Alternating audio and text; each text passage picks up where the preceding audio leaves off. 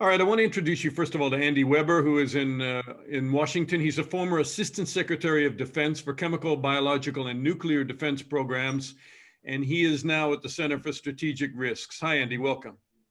Hi, Dana. Thank you. And Dr. Daniel Lucey, also in Washington, is a senior scholar with the O'Neill Institute for National and Global Health Law.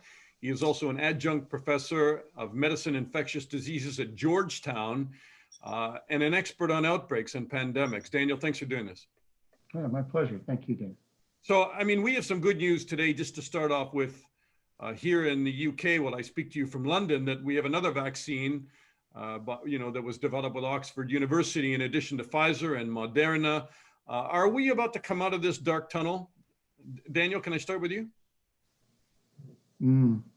I hope so. I hope so. But it's a long trip until we reach the end of the tunnel. For our countries, the UK, for US, but certainly a longer tunnel for much of the developing world. Andy?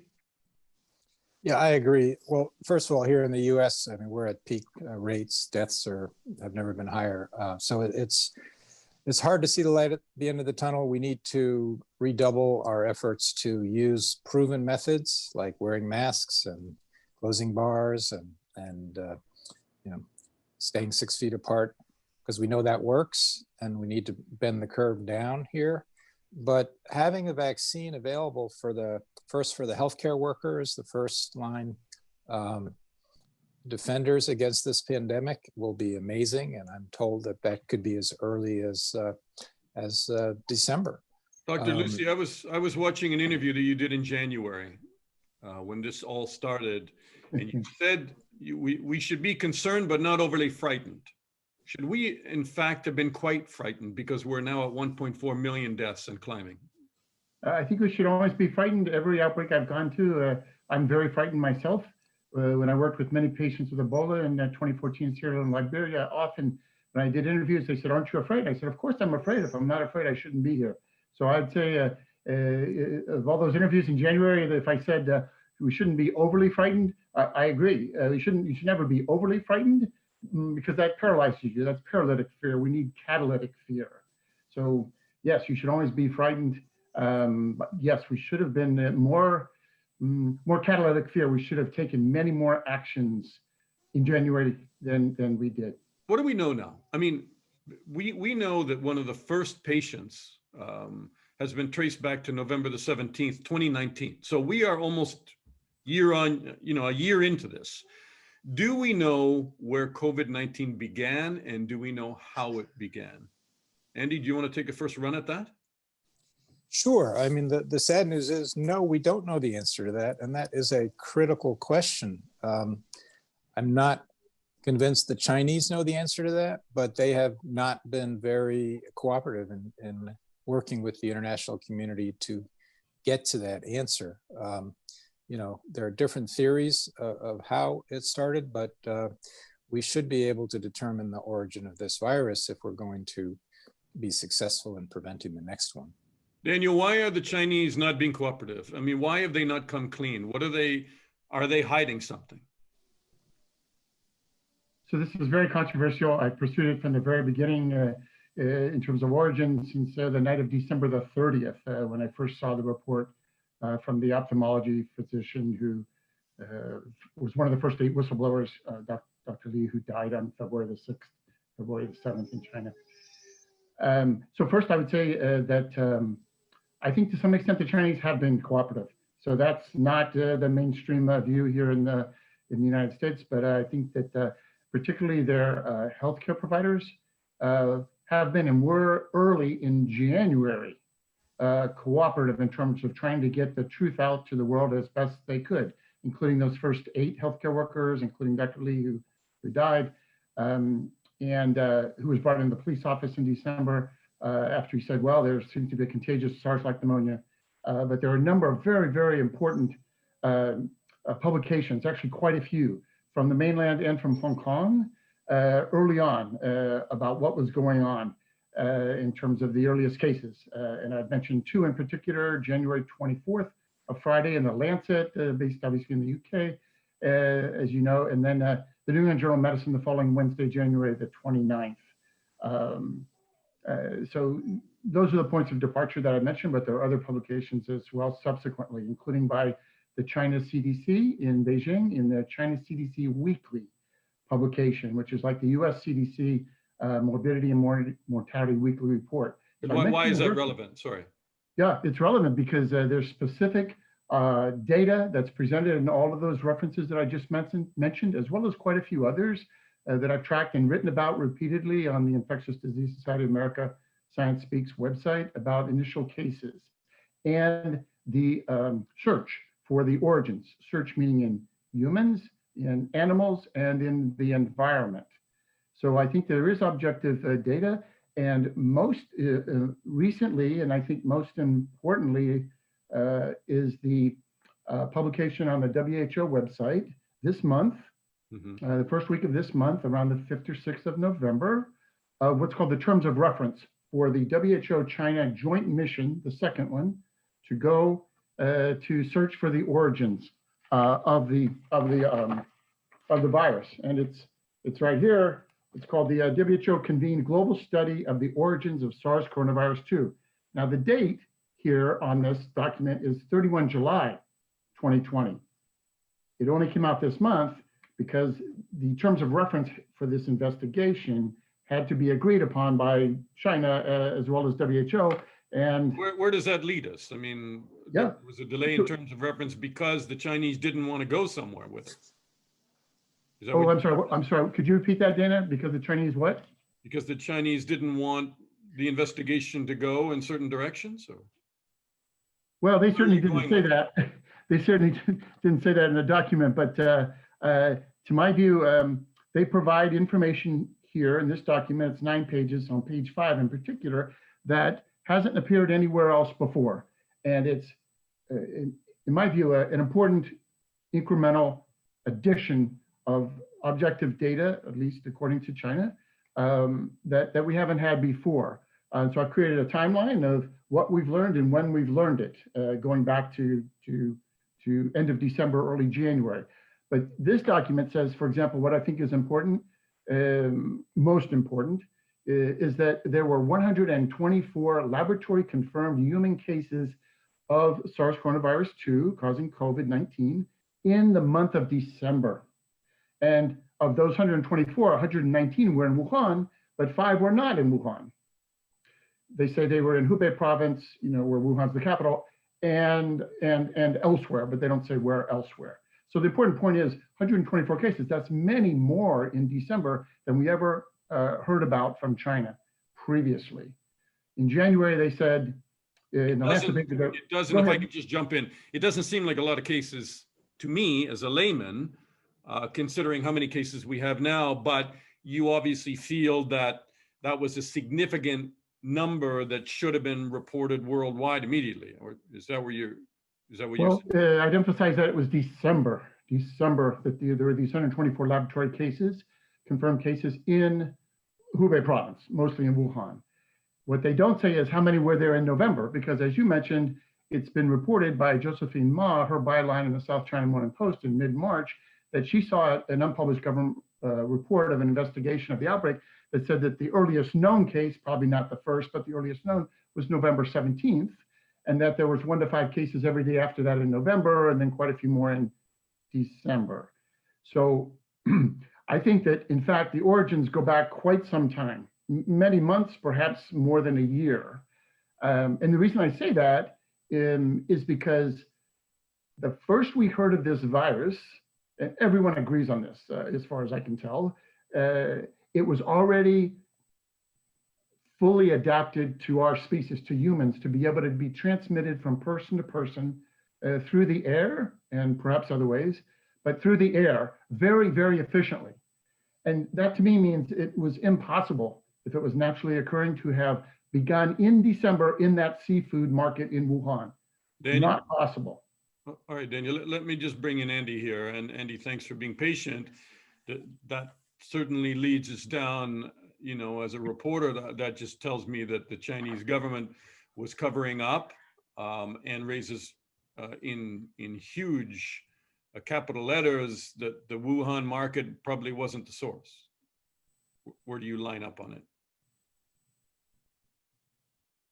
Andy? Yeah, I don't think we have any proof that the Wuhan market was the source of the original source of this virus. A lot of the evidence and samples that were taken at the market apparently have been destroyed.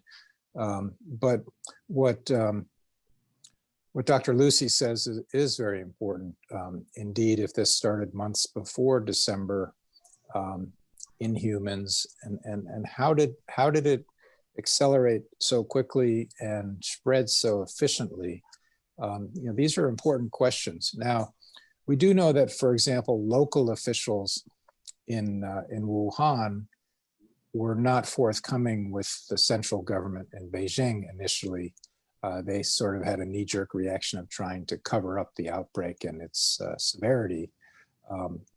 That's unfortunate, but it will take a lot of scientific effort. And I'd be interested where Dr. Lucey is today on the theoretical origin of this particular outbreak. What does he think was the original source? You can ask him. Dan? So I'll try to stay more succinct, sorry, Dan and Andy, but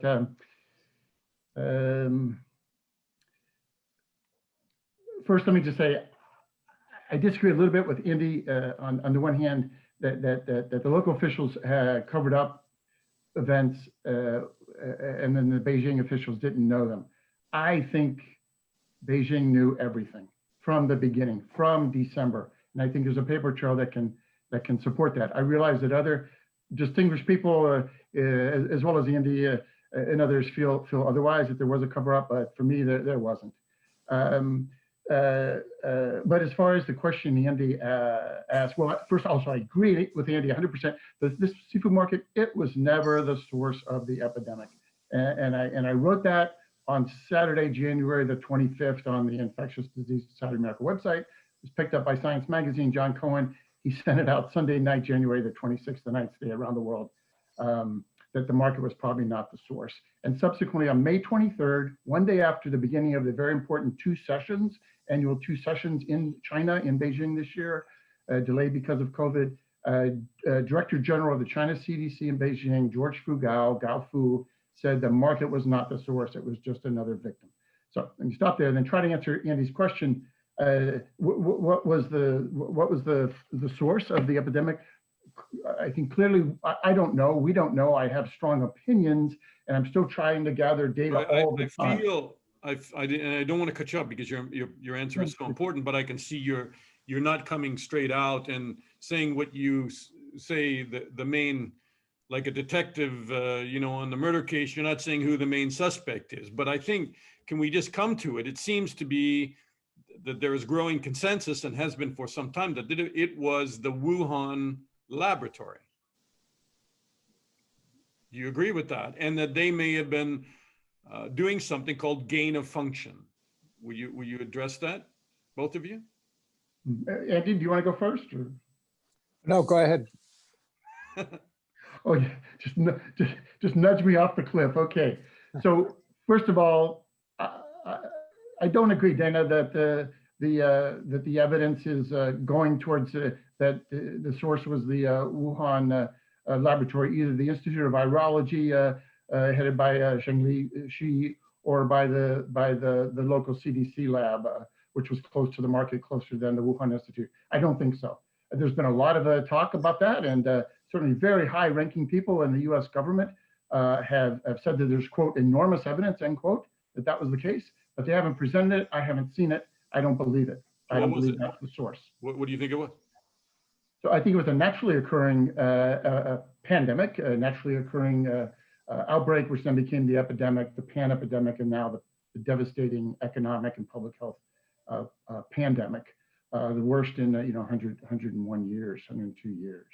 So I think it was naturally occurring, and that's why I think it began many months earlier than December, because it takes many months for a virus to fully adapt to our species, and a virus that presumably comes from an animal or more than one animal species, to infect our species, humans, and become highly contagious through the air.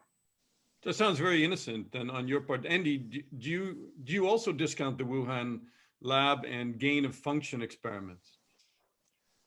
No, I don't. And Dr. Lucey has studied this deeply, and I'm very interested in his view on this. But in 2016, scientists from the Wuhan Institute of Virology published work they had done the prior year on so-called gain of function experiments.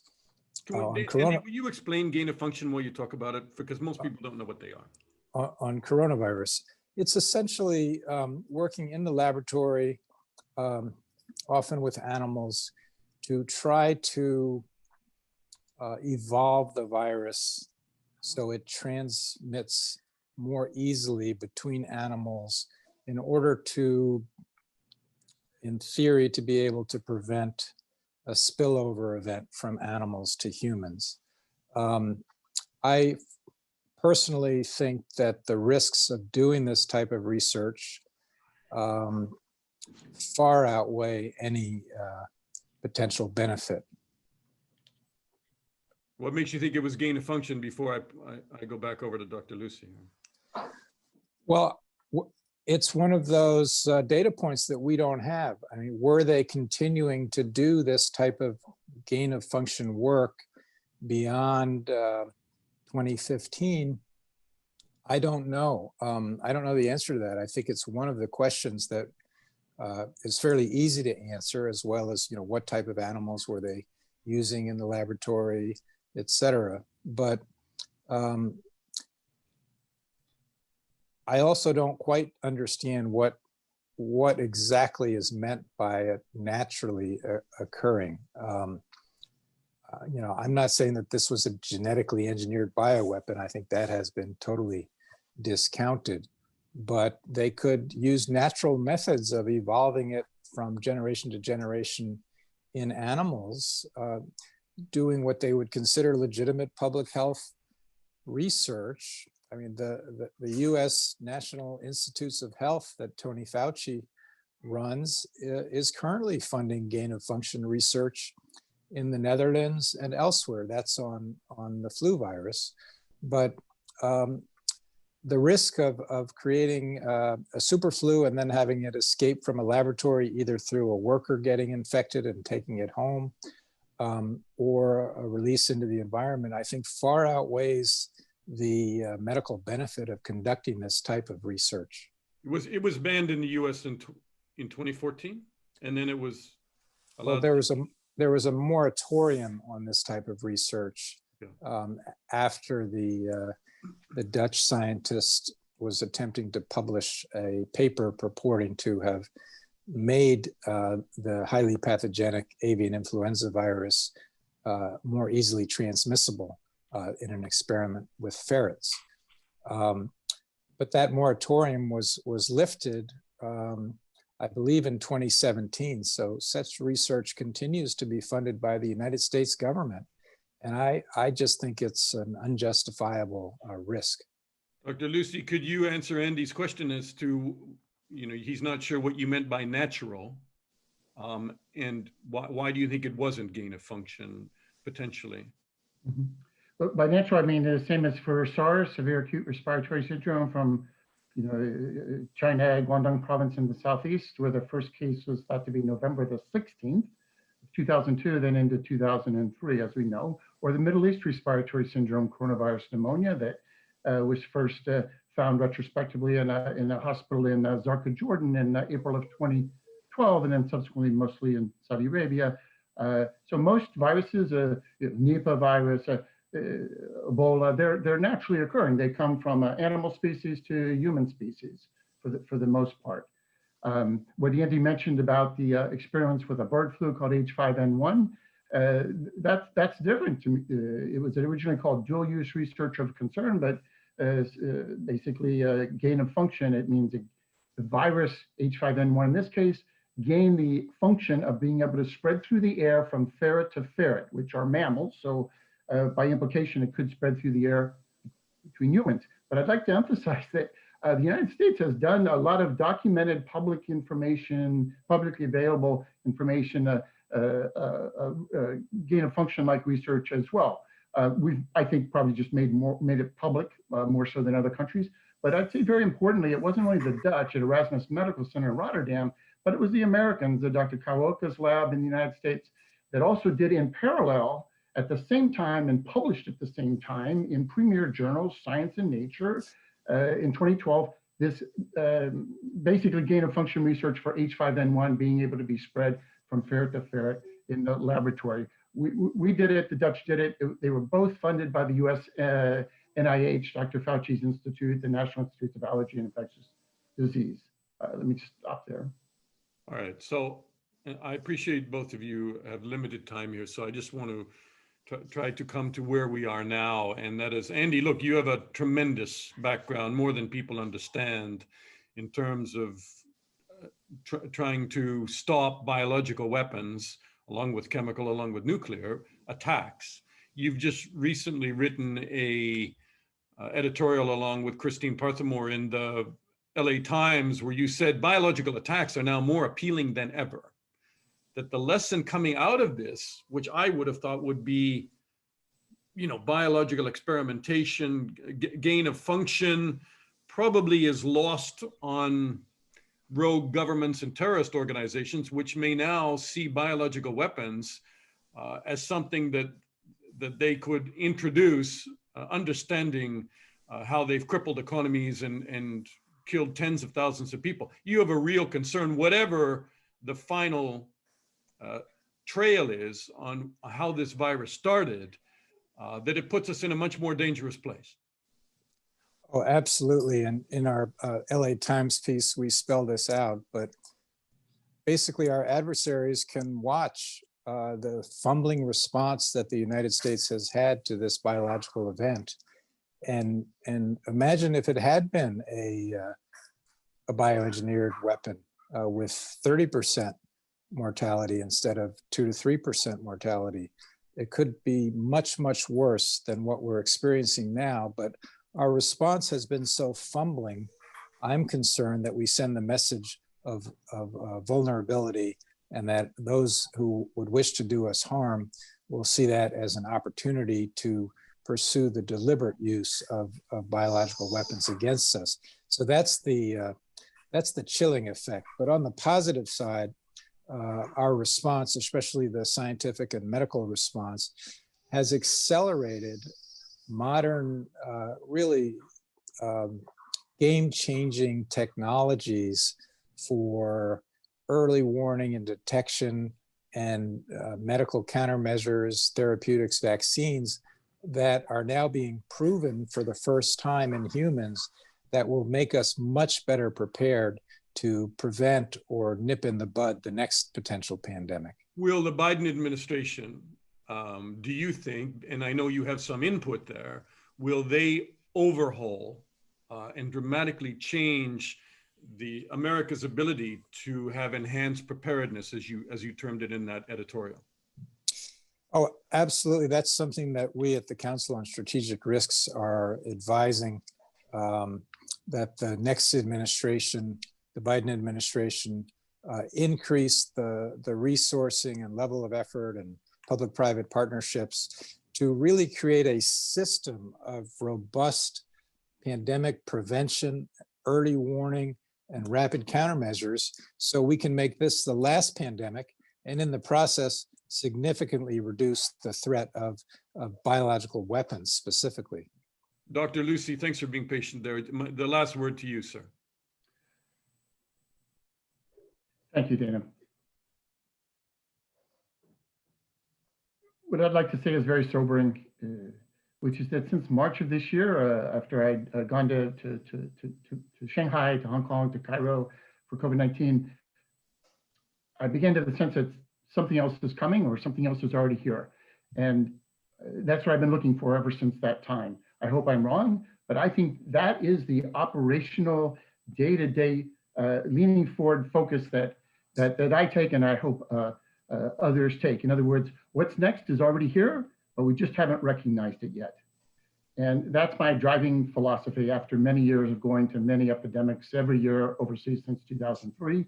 And It's what's on the wall, the final section of the Smithsonian Museum of Natural History here in DC. There's a large exhibit on epidemics, viral epidemics that come from animals. I proposed it in 2014 and I worked on it and it opened 2018 till 2022. Now we're going to add a section on COVID. It's what I believe with my whole heart and soul, and it's how I'm going to pursue the rest of my career. I really think that something is out there. We need to find it and act much better than we did with regard to SARS coronavirus 2 to stop it from becoming a pandemic. It's already out there. You don't have evidence that something is out there, but the reasonable expectation is it's just a matter of time till the next one comes along. Yes, if I had evidence, I would share it with Andy and you and everybody else. But I've actually physically gone to places looking for it in the past couple of months, as well as internet through friends around the world, et cetera. I haven't found it. I hope it doesn't exist, but I believe that it does, and I believe that's the attitude we should have. Another virus.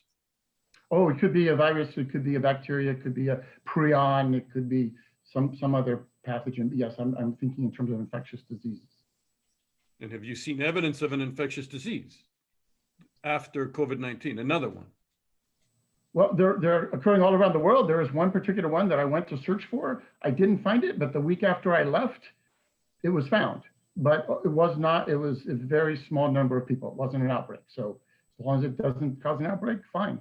But if anything, it just reinforced my sense of this is what we should be doing, or at least what I should be doing. Actively looking, including going on the ground.